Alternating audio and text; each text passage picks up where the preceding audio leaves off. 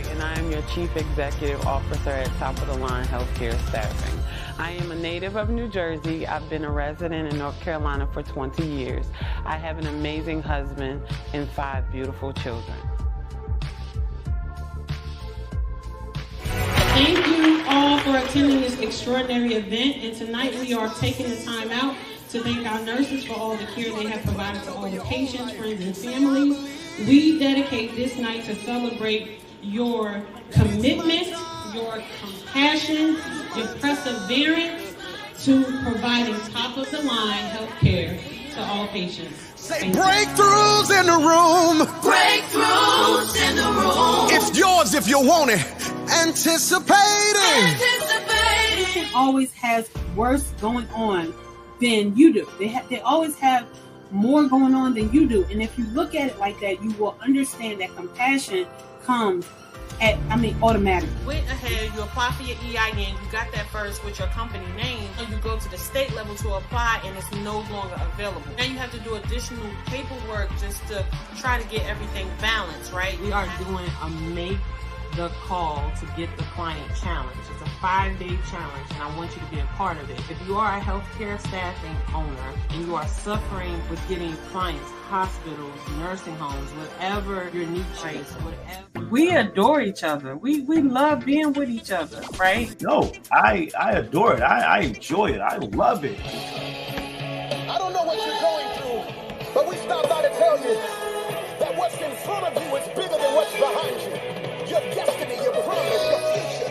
You might as well shout before you get it, because God sent me here to tell you that what he has for you is gonna be big.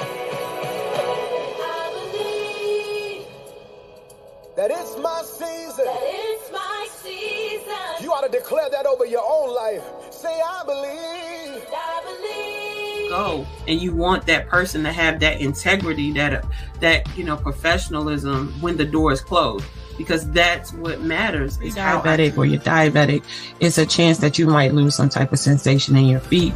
So you always want to touch the water when you get into any type of bath water, when you're immersing yourself in like a jacuzzi or anything. So how do you see your journey from that point in time till now? And what is it now that you are aiming for? What is it that you seek for yourself?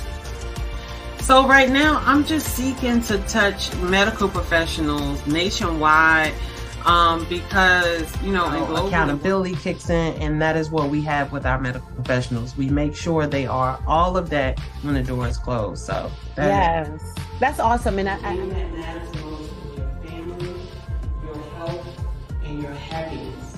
You have to choose happiness over anything. And my husband, I love him. I say, look, you happiness over anything.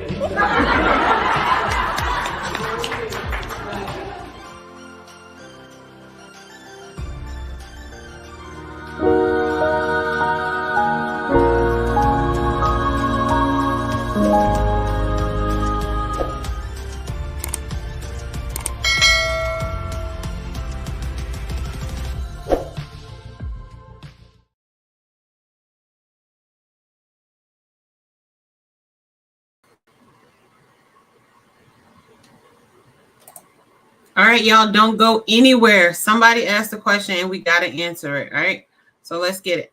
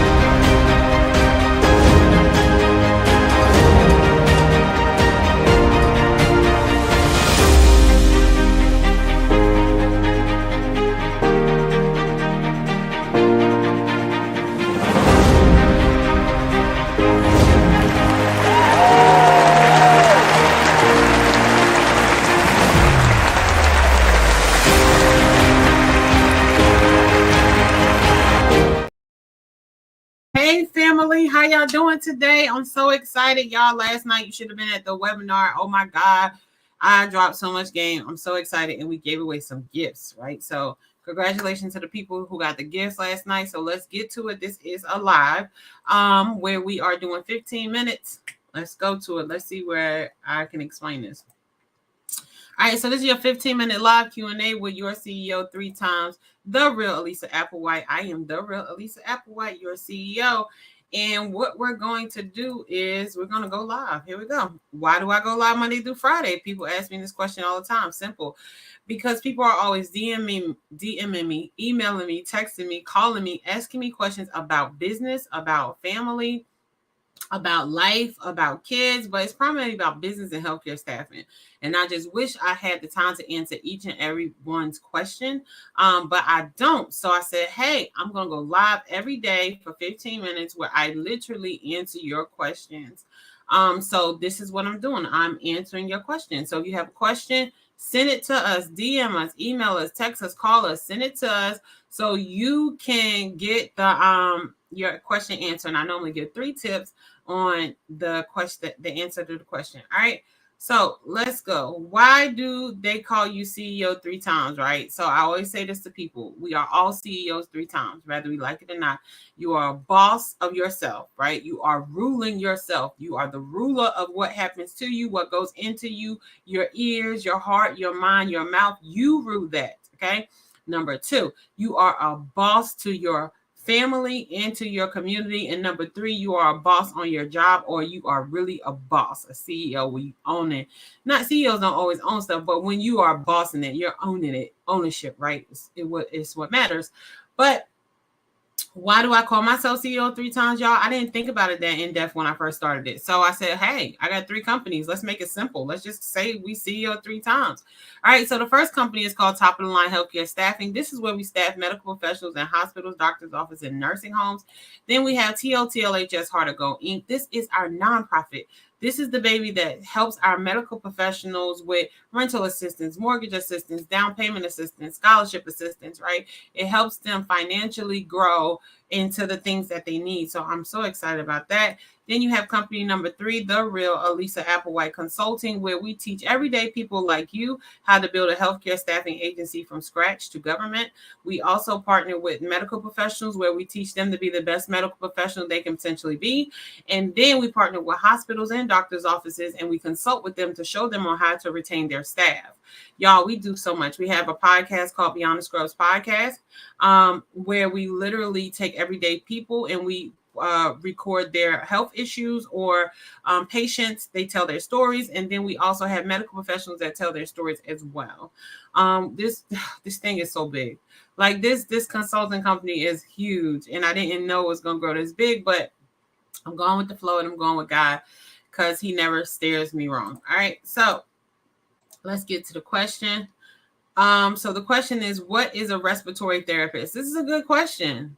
I don't know who asked it, but this is a good question because most people do not know what a respiratory therapist is. So I'm going to give you 3 tips on what I think a respiratory therapist is. I am going to stop myself. I ain't even put the time on the clock. Boom. I don't know. Maybe you're going to get 15 extra minutes. Let's see. All right, so what is a respiratory therapist? Number 1, a respiratory therapist is a medical professional, y'all. This is a person that works in a hospital or in an LTAC facility. So LTAC is long-term acute care facility. Those are your long-term nursing homes that people have to go into that have to either be on a vent or they have to be connected to some type of trach machine. And the trach is, for people who don't know, if you ever seen somebody with a hole in their neck, that's a trach. And what that is, it can be permanent or it can be temporary, right? And people need that because at the time that they do that incision in their neck, they're having some type of breathing difficulties. Their body is not getting the oxygen they need. So they go ahead and put a small incision in their neck and stick a tube in there. And respiratory therapist handles that tube, right? They handle the airway. They keep it clean. They supposed to. Let me say that again for all my nurses that do their own trach care. They supposed to. but they might not do it, right? And in some hospitals, they literally made it policy that the nurses do the trach care, right? And in some hospitals, they made it policy that only respiratory therapists do the trach care, right?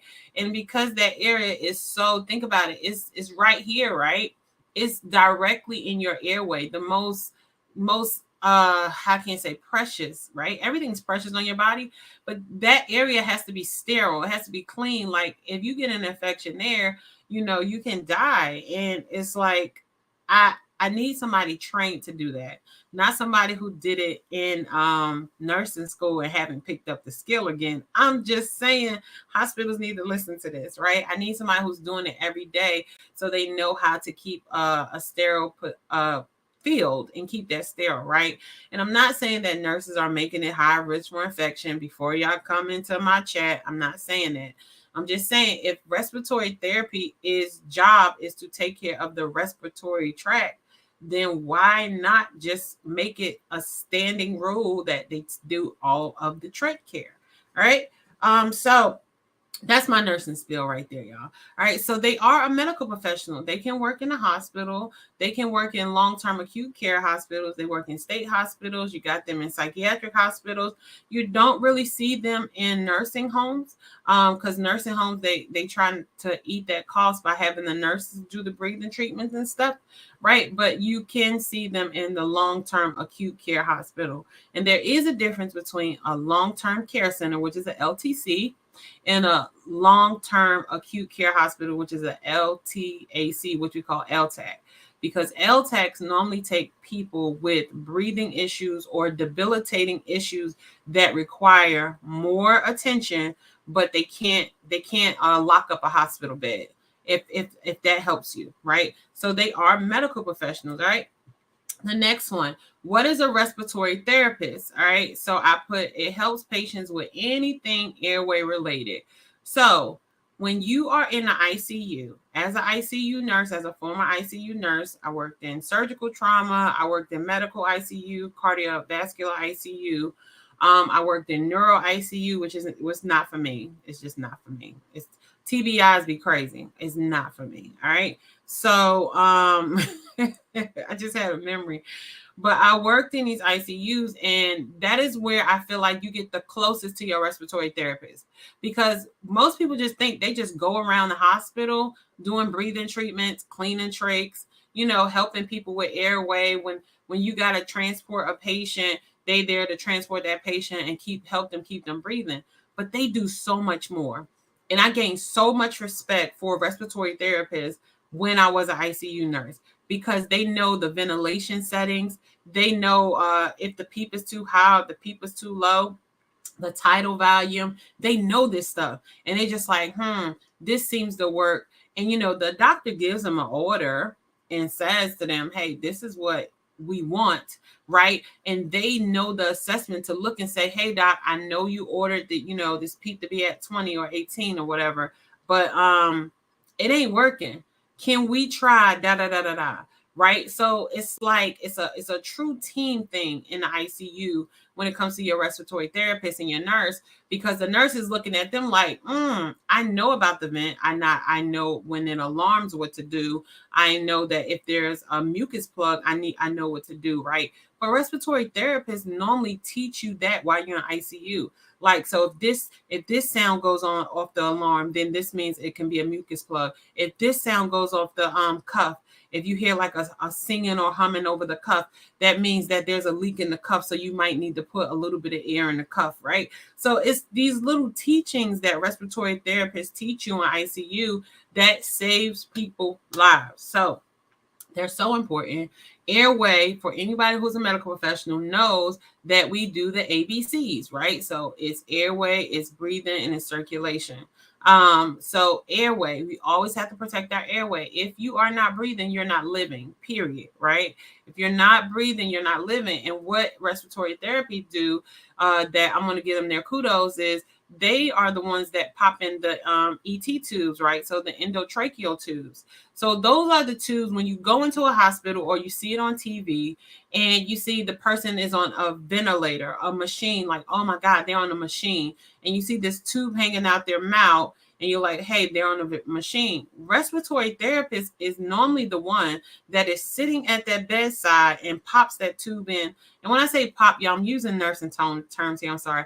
They take that tube and insert it into the person's mouth to a certain area of their airway, and they help them to breathe and help them to live, and they connect them to a machine that does the same rhythm and breaths that your that your lungs do naturally by itself. And they work these settings. They say, okay, this one works for this patient based on their weight, based on their size, based on what's going on. This one might work for this patient, right? So they save a lot of lives. And this is somebody that if you got a respiratory therapist in your family, like you need to give them a hug and you need to be close to them, because if you stop breathing, they're the ones that's going to save your lives and until you get stabilized to transfer you somewhere else, because they know how to react quickly. Every respiratory therapist I know, they can pop in an ET tube quickly. Quickly glide it down.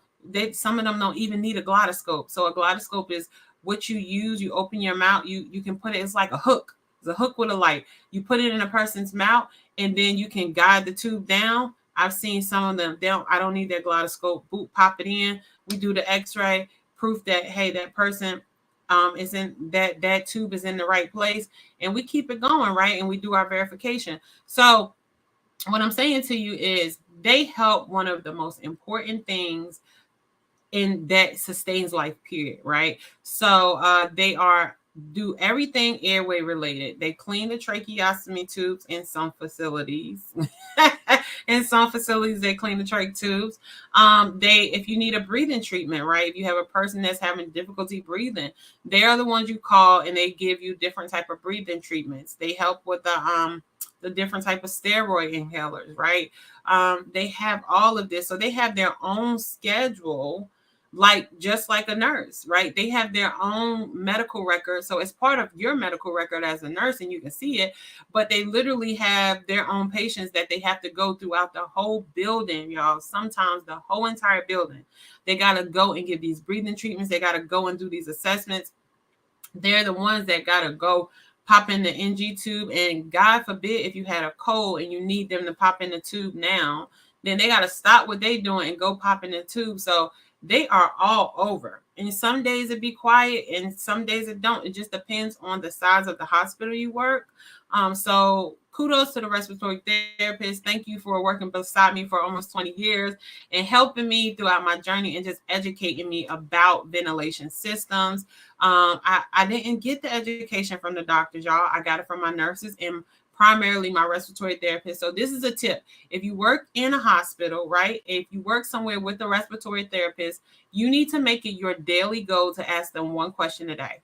Just one question a day. And it could be as simple as, what is the vent made of? Just ask them one question a day so you can broaden your scope and you can become the best medical professional you could be, right? If you're a CNA, if you're a janitor, if you're a dietary, I don't care. If you're in a hospital, ask them these questions because people just don't understand healthcare. And it is our jobs to break it down as in a kindergarten form or a third grade form for people to understand healthcare, because when people don't understand, they don't trust the system. And when you understand, you can make a conscious decision. All right, I'm going to trust this or I'm not going to trust this, right? So kudos to my respiratory therapist. All right, and the next one we got is, what is a respiratory therapist, y'all? When I found this out, I felt some type of way. I ain't even gonna lie. When I found this out, I felt some type of way. I'm like, what? They get paid just as much as nurses. They get paid probably $5-10 less, if that much, right? Some of them are literally neck and neck with nurses. They get paid, I know for sure, just as much as LPNs, but registered nurses in the hospital. And I'm just like, what? I gotta do all this. You ain't got to look, right? Me and my Mo and I gotta do all this, and but at the end of the day, they work just as hard as nurses. And that's what you gotta see. You are a nurse. You have a load of patients right there. They have the whole hospital. They have the whole floor, right? Even the patient that nurses say, that person, oh, I'm only going into their room 1 or 2 times because I know when I go in there, they're going to keep me or they're going to complain. They got to still go into that room. if that patient's on their list, right? So respect your respiratory therapist, love your respiratory therapist, and yes, they should get paid as much as nurses, if not more, because I feel, me personally, medical professionals should get paid this ridiculous amount of money because we deal with so much mental stress and anxiety that nobody never addresses, but that's a whole nother question. Address it. And that is what we're doing at Top of the Line, y'all. We are addressing the issues that you're having as a medical professional, right? And this is why we're partnering with these hospitals. And people are like, how can you staff nurses in a hospital, then help the hospitals get staff? It's the patients for me. Like, it's not personable for me. It is the patients for me. I truly want to help every patient that I potentially can. And in order to do it, I have to come to some type of partnership and say, listen, we are truly in this together. Let's get a plan that's going to work. So patients don't got to keep having these horror stories, period. You should not be a patient and have these horror stories. People should have enough compassion and respect and accountability to treat you the way that they owe to treat you. All right, so that's my soapbox. Y'all know I'll go on there. So I'm coming back. Say at least come back. Say at least come back. In the chat, say at least come back. Because y'all know I'll be going. I love healthcare. All right, so they get paid just as much as nurses. And if they tell you they don't, say, let me see your check. There you go. All right, so let's get to it. We're going to re-go over this because we got 2 minutes. What is a respiratory therapist? It's a medical professional. Number 2, what is a respiratory therapist? They help patients with anything airway related. And if you are a respiratory therapist and you are seeing this and you do more, please comment it, because people need to know what y'all do, other than thinking that y'all just always on a break or something, right? Or the respiratory therapist, that's a whole nother conversation. That is a smoker. What you mean? Oh my God. But that's a whole nother conversation, right? So if you do more, you like, Alisa, you just hit the surface, please comment it so I can know and I can spread the word of what you do. All right. So what is a respiratory therapist? They get paid just as much as nurses. All right. So I went over all 3 of those, y'all. I want to make sure, okay, I can't express this enough. Go follow me on all social media platforms. Like, at this point, if you've been watching me consistently, this is 99 lives. Do you understand? 99 days I have been live. On Monday, I'm telling you, I'm going to be so happy because it'll be the 100th live. 100 days I've been live, y'all.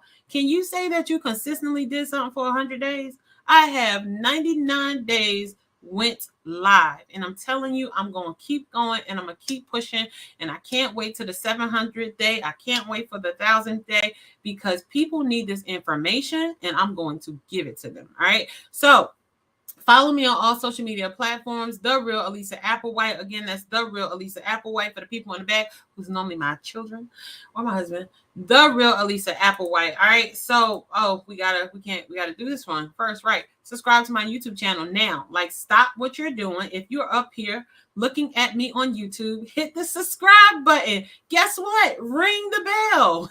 That will work as well, right? So stop and go subscribe right now, because I be giving you information and people be like, I can't believe she legally said that. Or I can't believe she really said that, when I just paid somebody $30,000 and they ain't say none of that. I'm just saying, I do say stuff. You just got to listen. You got to be a part of it, right? So one of the things that we're offering, all right, I'm turning it off. One of the things that we're offering is the Make the Call to Get the Client course. And that starts December 4th, right? From 9 a.m. to 11 a.m., Monday through Friday. And if you cannot attend, it's okay. We got the recordings, right? We got the recordings to literally help you get you through this, right? If you want to join, you need to go here, right? And once you go here, we will meet with you. We will talk with you. So you can literally see if this is a fit for you. But again, right, if you don't want to go to the link and you just want to talk to me, I'm going to talk to you anyway, right? You can put in your course, comment course, and my team will reach out to you and get you on at least a 10 to 15 minute call with me. We are breaking it down to 10 minutes because they're starting to fill up, and we are almost to our max point. So if you have not purchased your tickets and I have talked to you about this, I have had the 15-minute call with you, Please, please do not wait, because we are literally filling up every day. And when I hit my max, that's it. And I'm going to say it. I hit my max. I'm not taking no more people. I'm so sorry. And I'm so ready to change these many people's lives. Like, I'm so excited. All right. So on Thursday, nope, not Thursday, y'all. Let me correct that. It's not Thursday, because the webinar was yesterday, which is Thursday. Okay. So let's see. So on Friday of next week, which is the day after Turkey Day, which is Black Friday, I am doing a webinar where I teach you how to build a healthcare staffing agency, and it has no fluff in it. I give you the game that people paid me for. Okay, so I want to be able to, if you can't afford the course, you say, Alisa, she gave me something. I have something to start with, right? Can't say I can give you nothing to start with. So I want you to be able to do that. All right. So that is what we're doing. Let's do some of these comments. So Ramazan, hey, my thumbnail person, I was thinking about you today. We gotta talk. Carlton, thank you. Liana Frey, hey Liana, how are you? I don't think I met you, love, but for sure, comment course if you're interested. Thank you for watching. I appreciate this. And we got some comments over here. Let's see. Lord Carlton, get off the phone. I need somebody take Carlton's phone at this point. Carlton, take your phone. I'm taking your phone. I love you though. I swear I love you. I swear I do. But God, I'm taking your phone. All right. So Ramazan, he sends me some hearts. This is my thumbnail guy. I keep telling you about him. He is awesome. He came in and turned my thumbnail game around. Like, he makes me feel so proud to be this professional. He makes me so much more professional. So definitely reach out to him. All right, it all makes sense. Carlton Applewhite, my #1 fan in everything I do. Thank you, babe. All right, extraordinary work. These are nice, simple procedures. Awesome. Sorry for the typo, not simple procedures. I'm done. Okay, fire emojis. Let's get it, right? Let's go. Let's create the difference for futures. Let's go. Fire emojis, stars. I am multitasking as we speak, and you know that word does not exist when it comes to staffing. You cannot multitask. We already talked about this. All right. So, family, as always, I absolutely love you, right? I don't even know half of you that's out here watching. Hey to my Instagram family, absolutely love you, right? I don't even know the people that's watching. Like, I haven't had a chance to meet you yet, right? And what I'm saying to you is, God is amazing. I love you. I'm so glad you're here today. I'm so glad you're breathing. I'm so glad you decided to be here with me today. And I love you. I love you if you don't hear from nobody else today. But I promise you, there's no love like the love that God gives you. There's no love like the love that you get from your creator. So go and build a relationship with your creator. Because at the end of the day, your mom, your spouse, your kids, your sister, your brother, nobody will show you the mercy and love that God has for you. So go get it and start making changes with your life and stop making excuses, because guess what? I ain't see an excuse yet that paid one bill. I'm just saying, I haven't seen it, not one bill. All right, so we're going to leave you with, millionaire mindset. I love this one, y'all.